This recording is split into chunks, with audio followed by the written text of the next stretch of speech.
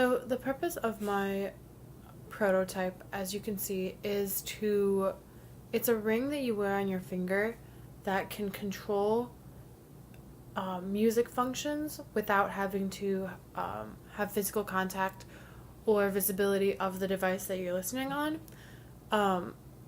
And it's supposed to problem solve for accessibility issues for people with seeing impairments, specifically designed to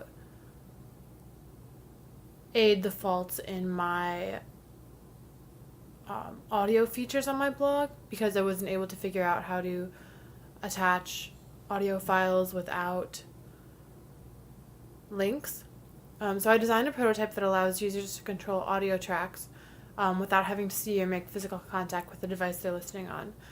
Thus, it can be used anywhere in any space, letting people have a more customized experience in a place, since sound, I believe, is very pivotal to an experience. And as we talked about with spatial mode,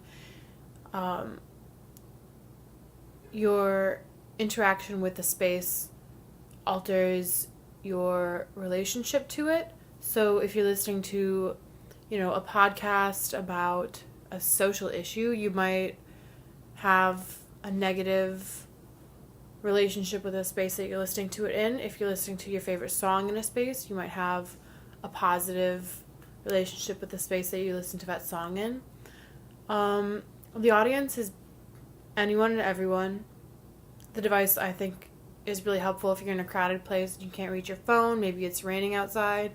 I'm prototyping this device, so I would like for it to be waterproof. You can take it off so that you don't accidentally trigger any of the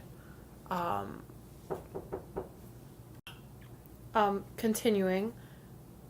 You can take the ring off whenever you want, so you don't accidentally trigger any of the features that the ring can create with your gestures. And then to create this manual, this guide for my prototype, I just used Adobe Photoshop to design an instruction manual / prototype proposal for my device. And some of the key design and rhetorical choices I chose were, I used very succinct and specific language in order to communicate directions, and the images in the manual I think are really important because obviously it's a gesture that you do with your fingers, so you're going to need to see what those gestures look like, and the arrows indicate movement, which helps viewers understand when they should be doing the movements and where, not just hand placement.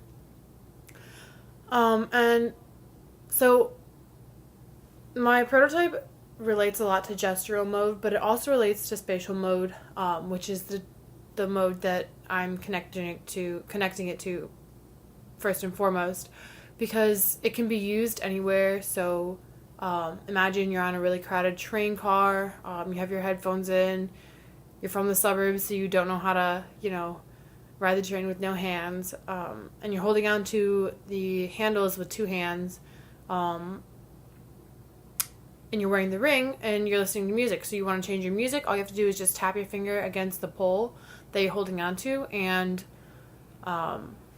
you can control the functions that way.